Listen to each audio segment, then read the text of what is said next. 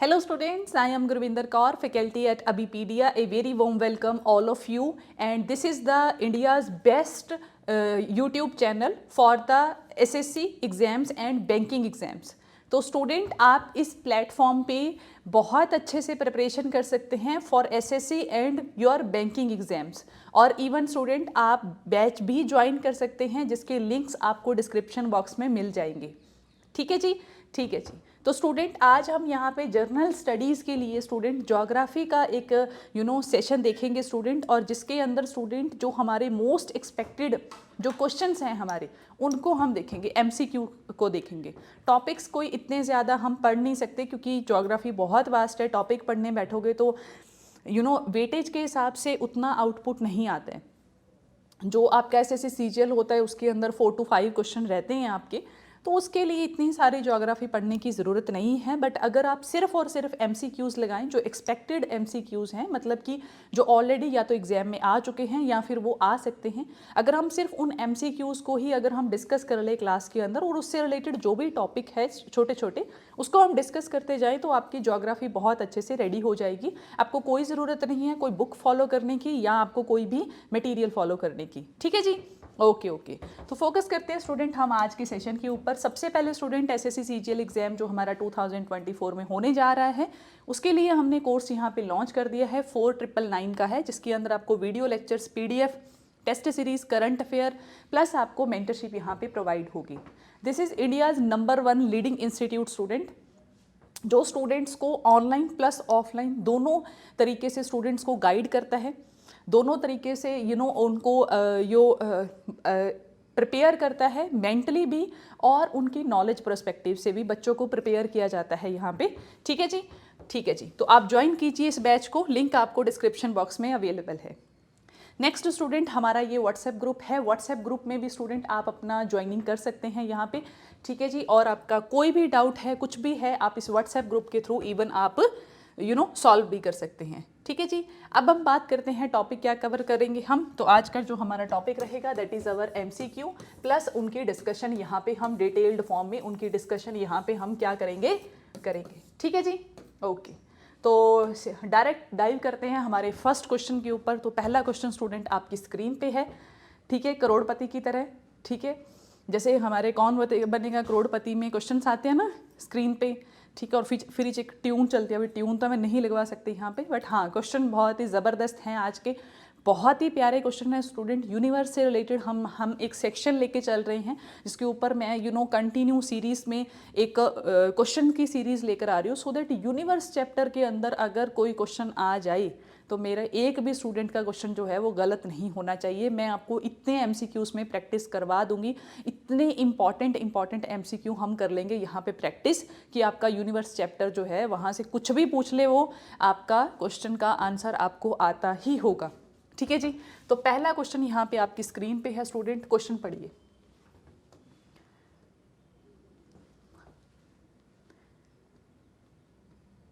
अच्छा, कहता है which planet is called the evening star. Evening star मतलब कि शाम को दिखने वाला एक ऐसा तारा स्टूडेंट, ऐसा ब्राइट तारा जो आपको दिखाई देता है। कहता मार्स, जुपिटर, वीनस स्टार, कौन सा है बताओ भाई। ऑप्शन आपके सामने है, तो इसका करेक्ट ऑप्शन है स्टूडेंट वीनस। स्टूडेंट जब भी सनसेट होगा, जब भी हमारा सनसेट होता है बच्चे, तो सनसेट के कुछ मिनट में के ड्यूरेशन में, जब सनसेट होता ही है जस्ट उसके कुछ मिनट में आपको एक बहुत ही ब्राइट स्टार दिखता है उस लाइट के अंदर। एक्चुअली वो स्टार नहीं होता स्टूडेंट, वो एक प्लेनेट है दैट वी कॉल्ड वीनस।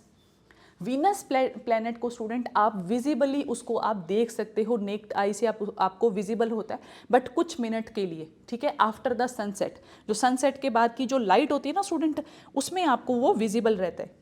ठीक है जी, so this is the Venus planet student. यहाँ पे जो वीनस है उसको इवनिंग स्टार कहते हैं स्टूडेंट, क्योंकि सन जो है जब स्काई के अंदर ब्राइटन, ठीक है, इमीडिएटली आफ्टर द सनसेट, ठीक है, तो आपको विजिबल रहता है। ठीक है, क्योंकि उस टाइम पे होता क्या है कि थोड़ा सा स्काई जो है हमारा वो डार्क हो जाता है बच्चे। ठीक है, और वो बहुत ही ब्राइट स्टार है, बहुत ही ब्राइट प्लेनेट है, इसलिए आपको वो विजिबली दिख जाता है उस टाइम पे, बट कुछ मिनट के लिए दिखाई देता है। ऐसा नहीं है कि आपको मतलब वो ऑल टाइम आपको अपीयर होगा, नहीं, ऐसा बिल्कुल नहीं होगा। ठीक है जी, ओके, ये बात क्लियर है। ठीक है जी, सेकेंड जो हमारा जो क्वेश्चन है वो बहुत ही इंटरेस्टिंग क्वेश्चन है अर्थ की डिस्टेंस को लेकर। तो देखिए स्टूडेंट, जो हमारी अर्थ है स्टूडेंट, वो सन के अराउंड जो है वो एलिप्टिकल पाथ में घूमती है। दो तरीके के पाथ होते हैं बच्चे, एक होता है हमारा सर्कुलर। फॉर एग्जांपल ये हमारी अर्थ है, ठीक है, इसके अराउंड अगर कोई चीज़ सर्कल में घूम रही है तो उसको हम सर्कुलर पाथ बोलते हैं। इसको हम क्या बोलते हैं? Circular path. और कोई चीज़ जो है, कोई भी ऑब्जेक्ट, वो चाहे सैटेलाइट हो सकता है, कोई प्लेनेट हो सकता है, कोई स्टार हो सकता है, कुछ भी हो सकता है, अगर वो रिवॉल्व कर रहा है हमारी किसी भी ऑब्जेक्ट के अराउंड एक एलिप्टिकल पाथ में। एलिप्टिकल का मतलब होता है कि वो सर्कुलर नहीं है, कहीं कहीं पे उसकी जो डिस्टेंस होगी उस ऑब्जेक्ट से ज़्यादा होगी तो कहीं पे कम होगी। जैसे यहाँ पे उसकी जो डिस्टेंस होगी वो ज़्यादा होगी, जिसको हम पेरिगी भी बोलते हैं। यहाँ पे इसकी डिस्टेंस जो होगी बच्चे वो क्या होगी? कम होगी। या मैं कहूँ कि इधर वाली साइड जो डिस्टेंस है, एक्चुअल में जो हमारा रियलिटी में जो हमारा एलिप्टिकल पाथ है अर्थ का, वो किस तरीके का है मैं बताती हूँ आपको। देखिए ये एलिप्टिकल पाथ है, ये हमारा सन है बच्चे, ठीक है। नहीं अभी भी थोड़ा सा गलत बन गया है, रुको वेट करो। यहाँ पे ये हमारा सन है, तो एक ऐसी पोजीशन है जहां से हमारी अर्थ की जो डिस्टेंस है सन से वो थोड़ी सी कम है, और यहाँ वाली ये वाली डिस्टेंस जो है वो ज़्यादा है, ठीक है। ये ऐसा है, यहाँ पे आपको क्लियर कट दिख रहा होगा कि इस जगह पे डिस्टेंस ज़्यादा है हमारी किसकी? सन और अर्थ के बीच में। यहाँ पे डिस्टेंस जो है वो क्या है? कम है। तो जहाँ पे कम है उसको हम एपोजी कहते हैं। दो टर्म्स होती हैं, एपोजी और पेरिगी, और जहाँ पे ज़्यादा होती है उसको हम पेरिगी बोलते हैं उसको, ठीक है जी। Okay, this is our earth. तो इस तरीके से हमारी अर्थ जो है वो हमारे सन के अराउंड एक एलिप्टिकल पाथ में क्या कर रही है? घूम रही है। ये बात क्लियर हुई आपको? यस और नो? तो देखिए आप, अच्छा क्वेश्चन क्या है? कहता the earth distance between minimum from the sun. कहता ऐसा टाइम बताओ जब हमारा जो अर्थ है, हमारी अर्थ जो है वो सन से बिल्कुल कम डिस्टेंस पे होगी। कब होगी? कहता 3 जनवरी को, 4 जुलाई को, 22 मार्च को, 21 सितंबर को। तो इसका करेक्ट आंसर है ए 3 जनवरी। 3 जनवरी एक ऐसा टाइम है जब हमारी अर्थ और सन के बीच में मिनिमम डिस्टेंस होगी, मतलब कम से कम डिस्टेंस होगी। और वो कौन सा होगा? हमारा एपोजी वाला पॉइंट होगा, क्योंकि वो सबसे पास है। पेरिगी वाला होगा ना, पेरिगी। मैंने दोनों वर्ड उल्टे लिख दिए, मुझे लगता है उल्टे लिख दिए मैंने। जब पास में होती है तब उसको पेरिगी कहते हैं, सॉरी, ठीक है। कमेंट मत करना, अगर कमेंट कर दिए अब तक तो आई एम सॉरी, आप अपना कमेंट डिलीट कर दीजिए, ठीक है। ओके, गलती हो जाती है, मिस्टेक हो जाती है, टीचर से भी हो जाती है, ठीक है। और दिस इज अवर एपोजी, ठीक है जी। ओके, क्लियर आपको ये बात? ठीक है जी। ओके, तो दैट इज अवर 3 जनवरी। अच्छा बच्चे क्या करेंगे, मैं बताती हूँ बच्चे क्या करेंगे। बच्चे क्या करेंगे, उनको लगेगा, वो क्या करेंगे, सीजन के हिसाब से देखेंगे कि वो अपना लॉजिक लगाते हैं ना, फिर वहाँ पे मतलब वो अपने कॉन्सेप्ट लगाते हैं। यहाँ पे एस्ट्रोनॉट वाले अपने कॉन्सेप्ट लगाते हैं, जो उनके अंदर का एस्ट्रोनॉट होता है, जो बिना पढ़ा लिखा है, नॉलेज के बिना। वो क्या करेंगे, कहेंगे नहीं यार जनवरी में तो बहुत सर्दी होती है, तो सन दूर ही होता होगा इसलिए सर्दी है, इतना मतलब सन रे नहीं पहुँच रही है। ऐसे ऐसे लॉजिक लगाते बच्चे, मैंने देखे ना क्लास में, मुझे पता है, ठीक है। तो 3 जनवरी के बारे में तो सोचते भी नहीं है वो, ठीक है। But in reality this is the 3 जनवरी, जब हमारी मिनिमम डिस्टेंस होती है सन से अर्थ के बीच में, ठीक है। ओके जी, ठीक है जी। तो 3rd क्वेश्चन स्टूडेंट आपकी स्क्रीन पे है, क्वेश्चन पढ़िए। कहता है which planet is surrounded by ring. ऐसा प्लैनेट जिसके चारों तरफ रिंग है। आई थिंक सो कि काफ़ी इजी क्वेश्चन है। चारों तरफ एक छल्ले बने हुए हैं इस तरीके से, दैट इज अवर सैटर्न, है ना। शनि ग्रह ऐसा है स्टूडेंट जहाँ पे जिसके चारों तरफ क्या है? छल्ले हैं। किस चीज़ के छल्ले हैं बता सकते हो आप? कोई बता सकता है कि वो जो रिंग्स हैं वो क्या है? कोई एक बच्चा बताइए।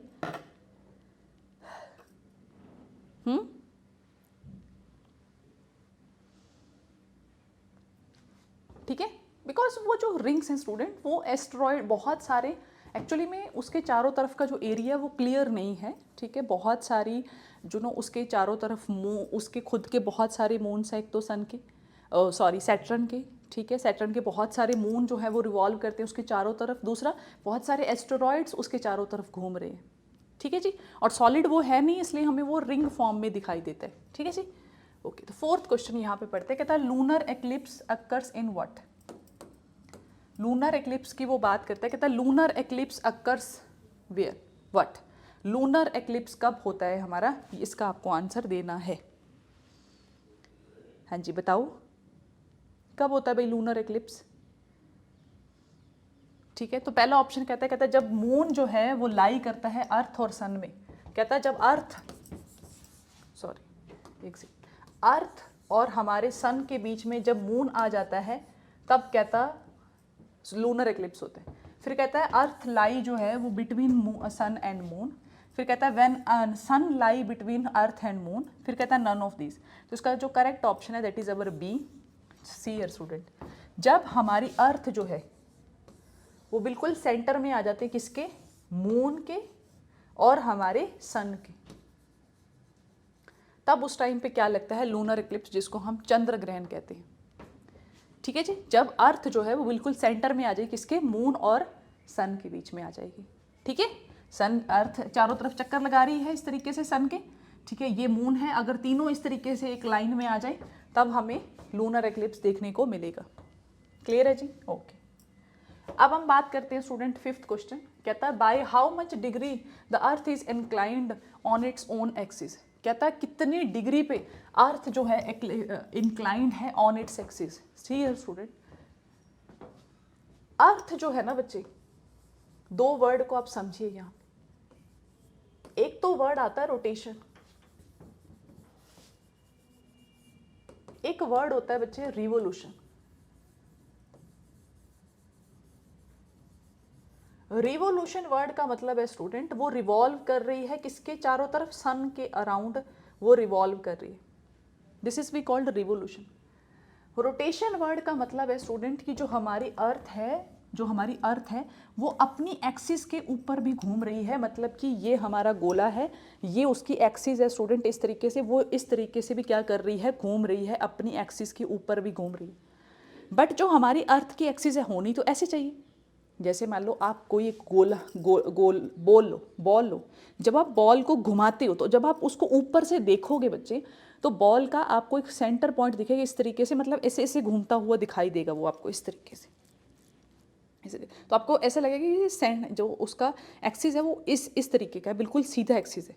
बट जो हमारी अर्थ है स्टूडेंट उसका एक्सिस ऐसे है, मतलब कि वो जो घूम रही है, अगर आप अर्थ को इस तरीके से ऊपर से इस तरीके से डायगनली देखोगे ना स्टूडेंट, इस तरीके से, तब आपको उसकी रोटेशन दिखाई देगी इस तरीके की।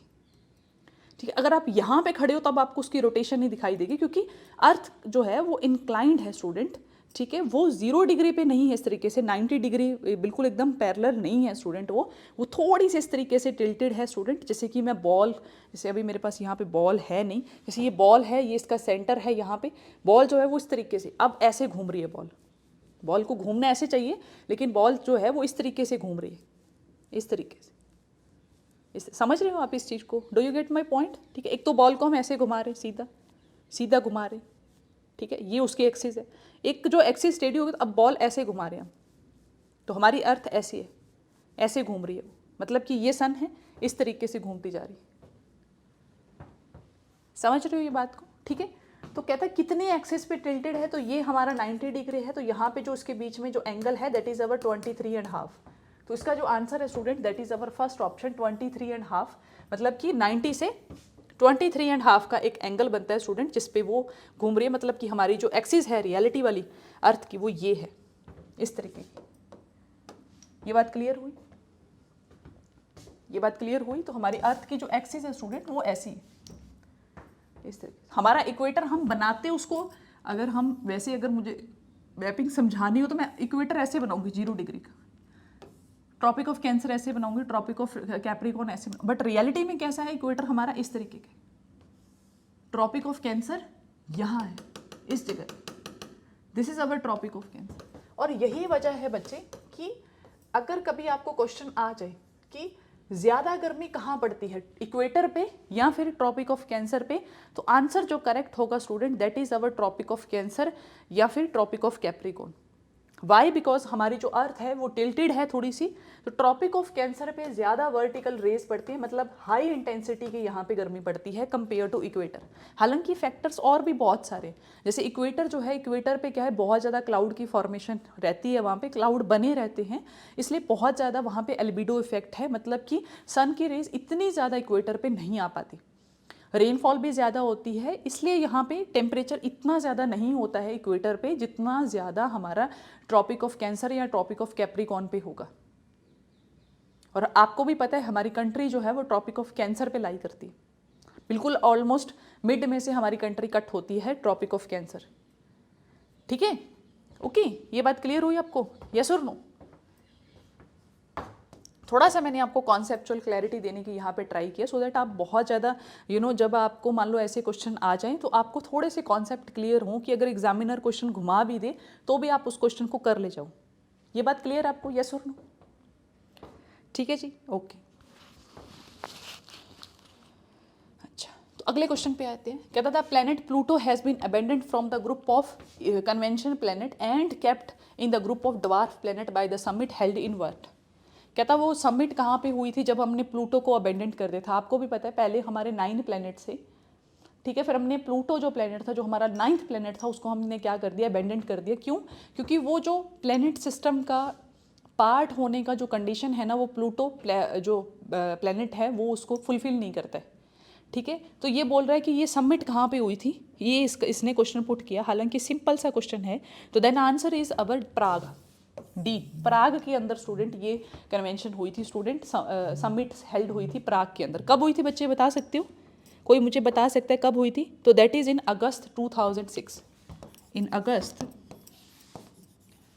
2006 के अंदर ये समिट हेल्ड हुई थी। 2006 से पहले स्टूडेंट हमारे 9 प्लैनेट्स थे, बट अब इसी टाइम पे जो हमारे प्लैनेट्स हैं वो 8 ही प्लैनेट है हमारे सोलार सिस्टम का जो पार्ट है। क्लियर है? ठीक है जी, तो क्लियर है तो आगे बढ़ते हैं। हाँ जी, 7th नंबर क्वेश्चन पढ़ो। कहता है which of the following elements occurs the most abundantly in our universe. Universe के अंदर, अर्थ पे नहीं पूछा इसने, यूनिवर्स में पूछा है। कहता है अबेंडेंट एलिमेंट बताओ मेरे को कौन सी है, कौन सी है भाई, बता दो जल्दी से। That is our hydrogen. Clear है आपको? हाइड्रोजन सबसे ज़्यादा बच्चे, ठीक है, ओके। तो सेकेंड 8th क्वेश्चन कहते हैं, कहता है 2 planets which have no satellite, जिनका कोई सैटेलाइट नहीं है। जैसे हमारी मून का तो, हमारा अर्थ का तो एक सैटेलाइट है, दैट इज़ अवर प्यारा सा मून, ठीक है। बट कैसा है, ऐसा कौन से 2 प्लैनेट है जिनका कोई वो नहीं है, सैटेलाइट नहीं है?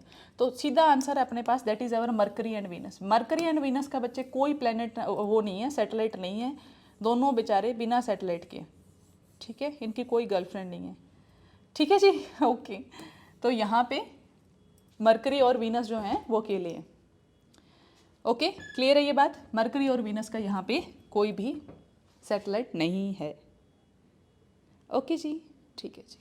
बुध और शुक्र ग्रह, ठीक है जी, ओके। 9th नंबर क्वेश्चन पढ़ो। कहता the astronaut look the sky in the space what. अच्छा, अगर हम अर्थ पे खड़े हैं, हम अपने स्काई को देखते तो हमें स्काई कौन से कलर का दिखता है? ब्लू कलर का। Why? Due to the scattering of light, है ना। ये कॉन्सेप्ट आपको मैंने आई थिंक सो, हाँ, मैंने ज्योग्राफी में आपको पढ़ा रखा है, scattering of light. Scattering of light की वजह से बच्चे हमें स्काई जो है वो कौन से कलर का दिखाई देता है? ब्लू कलर का दिखाई देता है। बट अगर आप ऊपर से स्काई देखो, मान लो एस्ट्रोनॉट जो है वो बाहर से हमारी को देख रहा है, मतलब कि वो अर्थ से बाहर जा चुका है, अगर तब वो अर्थ को देखेगा तो उसको कौन से कलर का स्काई दिखेगा? तो ऑब्वियसली वो हमें ब्लैक कलर का दिखाई देगा। क्यों? क्योंकि बाहर बच्चे कोई एटमॉस्फेयर नहीं है। स्कैटरिंग का जो फिनोमिना है वो क्या है? उसके लिए कुछ डस्ट पार्टिकल, कुछ मीडियम होना चाहिए, है ना। स्कैटरिंग तो लाइट की तभी होगी ना, ठीक है। बट बाहर तो कुछ भी, एटमॉस्फेयर नाम की चीज़ कुछ भी नहीं है बच्चे, इसलिए उनको जो स्काई है वो उनको कौन से कलर का दिख रहा है? ब्लैक कलर का दिख रहा है, ना कि ब्लू कलर का, ठीक है। ब्लू कलर की तो लाइट स्कैटर हो रही है, इसलिए हमें वहाँ पे ब्लू कलर दिखाई दे रहा है, ठीक है जी, ओके ओके। कहता the black part of the moon is always calm and dark which is called what. कहता जो ब्लैक पार्ट है मून का वो हमेशा शांत रहता है और डार्क है, इसको हम क्या बोलते हैं? इस डार्क और काम एरिया को हम क्या बोलते हैं? बताइए जी, क्या बोलते हैं फिर?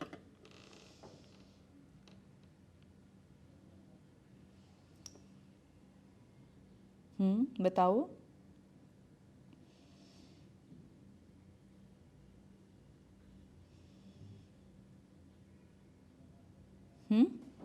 बताओ क्या कहते हैं? तो उसको हम कहते हैं सी of tranquillity.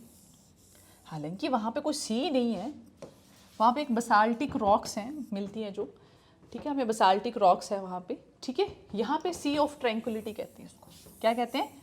C of tranquillity, ठीक है। उस डार्क और काम एरिया को हम क्या कहते हैं? सी ऑफ ट्रैंक्विलिटी। ये बात क्लियर हुई आपको? यस और नो? क्लियर है जी? ठीक है जी, क्लियर है तो फटाफट से नेक्स्ट क्वेश्चन ट्राई करो।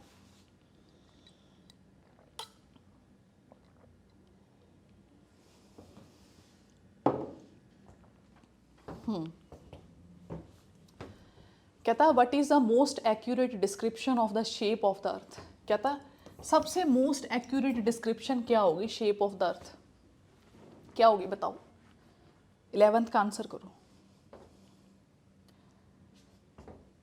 क्या होगी अगर most accurate?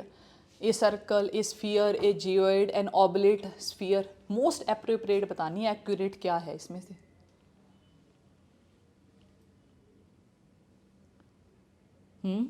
That is our D option, an oblate sphere. क्यों ऑबलेट है? क्योंकि रोटेशन की वजह से मिलियंस ऑफ मिलियंस टाइम से स्टूडेंट वो रोटेट कर रही है, इसलिए वो क्या है, इक्वेटर से थोड़ी सी ऑबलेट हो गई है, कुछ इस तरीके। पूरी तरीके से वो सर्कल नहीं रहा, किसी ना किसी टाइम पे वो सर्कुलर रही होगी, बट धीरे धीरे घूम घूम के वो क्या हो गई है, इक्वेटर से थोड़ी सी ऑबलेट हो गई है स्टूडेंट। हालांकि उसको आज भी हम परफेक्ट स्फीयर मान सकते हैं, ठीक है, बट यहाँ से वो ऑबलेट हो गई है। ऑबलेट स्फीयर हम इसकी एक एक्यूरेट डेफिनेशन होगी, ठीक है। ओके, ऐसे क्वेश्चन होते हैं ना बच्चे, ज़्यादातर क्वेश्चन ऐसे क्वेश्चन जो होते हैं ना, अगर नहीं पता ना तो मैं कहूँगी कि स्किप ही कर दो आप उसको, ठीक है, पंगा मत लेने बैठ जाना, ठीक है। आसान है, बिल्कुल आसान है भाई, पता ही है साफ साफ कि उसको जियोइड भी कहते हैं, उसको हम स्फीयर भी कहते हैं, उसको हम ऑबलेट स्फीयर भी कहते हैं, बट यहाँ पे आप दो ऑप्शंस में तो पक्का ही अड़ोगे इन दोनों में, ठीक है। बट हाँ, यू कैन गो विद 50-50, ठीक है, 50-50 पे जा सकते हैं, ना भी जाओ तो भी कोई दिक्कत वाली बात है नहीं, ठीक है। अगर आपको लगता है कि हाँ जी मतलब आपकी जनरल स्टडी में बाकी आपने बहुत अच्छे से अटैम्प्ट कर लिया है, तो एक आधा क्वेश्चन छोड़ने में कोई प्रॉब्लम होती नहीं है, ठीक है जी। ओके, क्यों नेगेटिव मार्किंग लेनी फालतू में। ओके, 12 नंबर क्वेश्चन पे चलते हैं। When the earth is at its maximum distance from the sun is said to be what? कहता है जब अर्थ जो है वो मैक्सिमम डिस्टेंस पे होती है सन से, उसको क्या कहते हैं? एपीहेलॉन, पेरीहेलॉन, अपोजी, पेरिगी, क्या बोलते हैं उसको? बताओ जी।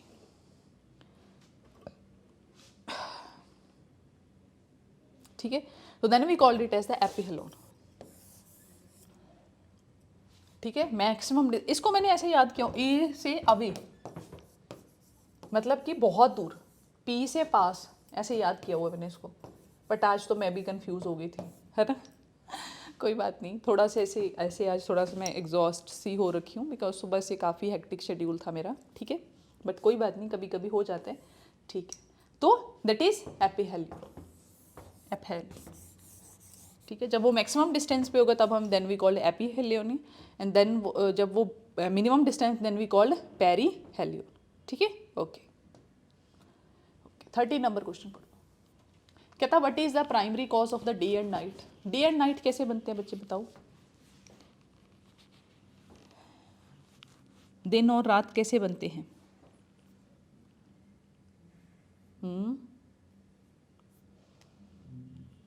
That is due to the earth rotation. 24 घंटे में हमारी अर्थ जो है वो एक पूरा सर्कल कवर कर लेती है, और जब वो हाफ सर्कल कवर करती है स्टूडेंट, तब होता क्या है, आधे में दिन और आधे में रात। जिधर वाली साइड लाइट पड़ रही होगी सन की, उधर दिन होगा, और जिधर दूसरी साइड रात होगी। बट 24 घंटे में ऑब्वियसली वो 12 घंटे एक साइड तो उसकी सामने रहेगी ना अर्थ की, सन की, तो फिर क्या होगा, 12 घंटे बाद दूसरा साइड आ जाएगा, तो दूसरी साइड क्या होना शुरू हो जाएगा, दिन का उजाला होना शुरू हो जाएगा। तो that is due to the earth's rotation, ठीक है। नेक्स्ट क्वेश्चन भी कुछ ऐसा सही है, पढ़िए। कहता what causes the changes off season, season का चेंज होने का रीज़न क्या है, तो दैट इज़ अर्थ्स रिवोल्यूशन, अर्थ का रिवोल्यूशन बच्चे, ठीक है, अर्थ का revolution and inclination of its axis, ठीक है, ओके। जो इंक्लिनेशन है उसकी किसके ऊपर, एक्सिस पे, उसकी वजह से भी तो हमारी सीजन्स पे असर पड़ता है, ठीक है। तो revolution and inclination of its axis reason है हमारा, क्योंकि देखिए यहाँ पे हमारा सन है, ठीक है, this is our sun and this is our earth. तो अर्थ जो है जब सन के मतलब बिल्कुल जो सामने वाला पार्ट होगा, ठीक है, ऑब्वियसली वहाँ पे क्या होगी, उस टाइम पे गर्मी होगी, ठीक है। यहाँ पे जब वो दोनों चीज़ें होंगी, यहाँ पे जब उसकी एक्सिस जो है इधर वाली आ जाएगी, तो ऑब्वियसली ये वाला जो पार्ट जब उसके सामने होगा तो इधर वाली साइड क्या होगी, गर्मी होगी, बट इधर वाली साइड क्या होगी, उस टाइम पे विंटर सीजन होगा। इसका बेस्ट एग्जांपल है इंडिया और ऑस्ट्रेलिया। ऑस्ट्रेलिया जो है वो हमारे अर्थ का सदर्न हेमिस्फीयर में वो लाई करता है, इंडिया जो है वो नदर्न हेमिस्फीयर में लाई कर रहा है। इस टाइम पे इंडिया में विंटर सीजन चल रहा है, क्यों, क्योंकि जो एक्सिस है, ठीक है, हमारा इंडिया इधर वाली साइड आया हुआ इस टाइम पे, एक्सिस पे इस हिसाब से इस तरीके से लाई करें। एक मिनट, थोड़ा सा आई थिंक तो मैस ज़्यादा हो गया, ठीक है, दोबारा कर लेते। This is our sun and this is our earth. तो अर्थ को आप 4 पोजीशंस पे मेनली ले सकते हो, ठीक है, सीजन्स को डिसाइड करने के लिए। तो जब हमारा अर्थ जो है जब उसकी एक्सिस इस तरीके से होगी, ठीक है, तो इस तरीके से देखिए 3 है, तो ऑब्वियसली हमारा जो हमारा इंडिया है वो यहाँ पे लाई कर रहे हैं। तो अब क्या है, वो अर्थ की बहुत ही स्लैंट रेस पड़ रही है, इसलिए इंडिया में क्या होगी उस टाइम पे 22 दिसंबर, ये वो वाला टाइम है, तो ऑब्वियसली यहाँ पे विंटर होगा। बट यहाँ पे क्या है, इस तरीके की एक्सिस है अब इंडिया की, और इंडिया कहाँ पे है, 3 रे लाइट कीजिए, इंडिया यहाँ पे, तो इंडिया पे डायरेक्ट रेस पड़ रही है। तो ऑब्वियसली स्टूडेंट हमारी जो अर्थ है, ठीक है, हमारी जो अर्थ हमारा जो इंडिया है, ऑब्वियसली ट्रॉपिक ऑफ कैंसर पे क्या होगा उस टाइम पे, बहुत हाई इंटेंस हीट होगा, क्योंकि ट्रॉपिक ऑफ कैंसर उसके सामने आया हुआ है। इधर क्या है इस टाइम पे, ट्रॉपिक ऑफ कैप्रिकॉर्न इसके सामने आया हुआ है। तो ट्रॉपिक ऑफ कैप्रिकॉर्न में इस टाइम पे ज़्यादा गर्मी होगी, तो यही वजह ऑस्ट्रेलिया में इस टाइम पे गर्मी है स्टूडेंट। ऑस्ट्रेलिया एक एकमात्र कंट्री है जो अपना क्रिसमस जो है वो कब सेलिब्रेट करती है, गर्मियों में सेलिब्रेट करती है, ठीक है, क्योंकि दिसंबर में वहाँ पे गर्मी बढ़ रही होती है, ना कि सर्दी होती है, ठीक है, ओके। बट इन इंडिया यहाँ पे अच्छी खासी विंटर हो रही होती है, ठीक है, क्योंकि आप इस लाइन को देखिए ना, ठीक है, ये जो टिल्टेड लाइन है, ठीक है, जो हमारा Tropic of Cancer, Tropic of Capricorn और इक्वेटर है, ठीक है, और हमारी एक्सिस का पोजीशन देखिए यहाँ पे और उधर देखिए, ठीक है जी, ओके ओके, ठीक है जी।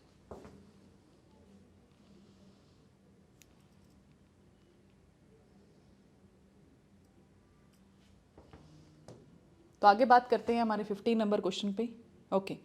कहता on which planet would one witness sunrise in the west, कहता ऐसा कौन सा प्लेनेट है जहाँ पे सनराइज जो है वो वेस्ट में होता है, हमारे ईस्ट में होता है ना, ऑब्वियसली जिसकी रोटेशन किसकी साइड होगी, जिसकी जो रोटेशन है वो किसकी तरफ होगी, दूसरी साइड होगी, ठीक है, जैसे हमारी अर्थ जो है वो वेस्ट से ईस्ट की तरफ घूमती है। तो ऐसा कौन सा प्लेनेट है, कोई बता सकते हैं मुझे कमेंट करके, कोई भी बच्चा बता सकता है मुझे कमेंट करके,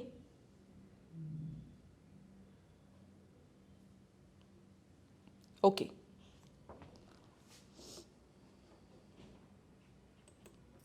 तो आंसर क्या होगा इसका, वीनस, ओके। नेक्स्ट 16 क्वेश्चन कहता the latitude is the angular distance of a point on the earth surface with respect to what, ठीक है, लैटिट्यूड जो है, ठीक है, लैटिट्यूड मतलब कि जो लेटी हुई हमारी इमेजिनरी लाइन्स है, दैट वी कॉल्ड लैटिट्यूड, और this is we called longitude, ठीक है। तो 2 तरीके की लाइन्स होती हैं, जो लॉन्गिट्यूड होती है वो एक ही पॉइंट से जनरेट होती हैं इस तरीके से, ठीक है, और जो लैटिट्यूड है वो कुछ इस तरीके से हमारी पूरी अर्थ के ऊपर है। इमेजिनरी लाइन्स है फॉर द लोकेशन पर्पस से हमने इनको ड्रॉ किया हुआ है, ठीक है, ऐसा कोई लाइन नहीं है हमारी अर्थ के ऊपर। तो बताइए यहाँ पे कहाँ से ये जो है वो हमारी करते हैं, ठीक है, आपको बताना है स्टूडेंट। तो that is our answer is equator, ठीक है, इक्वेटर से जो हमारा एंगुलर डिस्टेंस है of a point on the earth surface with respect to equator, ठीक है जी, ओके। यहाँ पे आपका आई थिंक सो कि सारे डाउट क्लियर हो गए होंगे, ठीक है, ओके ओके, ठीक है जी। तो इसी के साथ स्टूडेंट हम यहाँ पे करते हैं ओवर, बट आपको जाना नहीं है, ठीक है, आपको यहाँ पे एक चीज़ बहुत ही अच्छे से समझनी है। तो तो समझते हैं उस चीज़ को। यहाँ पे सबसे पहले स्टूडेंट आपको जाना है अबीपीडिया पे। यहाँ पे आपको करना है चूज़ एग्ज़ाम। जो भी एग्ज़ाम की तैयारी करनी है उसको आप पकड़िए। यहाँ पे कोई भी एग्ज़ाम की आपको प्रिपरेशन करनी है, फॉर एग्जांपल एसएससी सीजीएल, तो यहाँ पे जाइए। माइक्रो कोर्स को ज्वाइन करने के लिए स्टूडेंट सबसे पहले आपको कहाँ पे जाना है, माइक्रोवर्स पे जाना है। चलेगी जी, एक साइट खुल गई आपकी, यहाँ पे अपना नंबर रजिस्टर कीजिए और फिर आपको फॉर एग्जांपल आपको जनरल स्टडी में हिस्ट्री रेडी करनी है, तो लो जी हिस्ट्री पे आ जाइए, ज्योग्राफी पे आ जाइए। इसको आप देख सकते हो यहाँ पे ज्योग्राफी, ठीक है, ट्राई नाउ, ठीक है। अब क्या है, आप ज्योग्राफी का पूरा यहाँ पे प्रिपरेशन कर सकते हैं बच्चे, जिसके अंदर आपको 10 क्लास लेक्चर मिलेंगे, मल्टीपल चॉइस क्वेश्चन मिलेगा, ठीक है। तो इस तरीके से स्टूडेंट आप जो है वो अपनी प्रिपरेशन बहुत अच्छे से रेडी कर सकते हैं, ठीक है। उतना ही पे कीजिए जितनी आपको नीड है, ठीक है। बहुत ही अफोर्डेबल यहाँ पे प्राइस के साथ स्टूडेंट्स को एक अच्छी फैकल्टी जो है वो टीच करती है, ठीक है। तो आप ज्वाइन कर सकते हैं, लिंक आपको डिस्क्रिप्शन बॉक्स में मिल जाएगा। Thank you so much, have a nice day.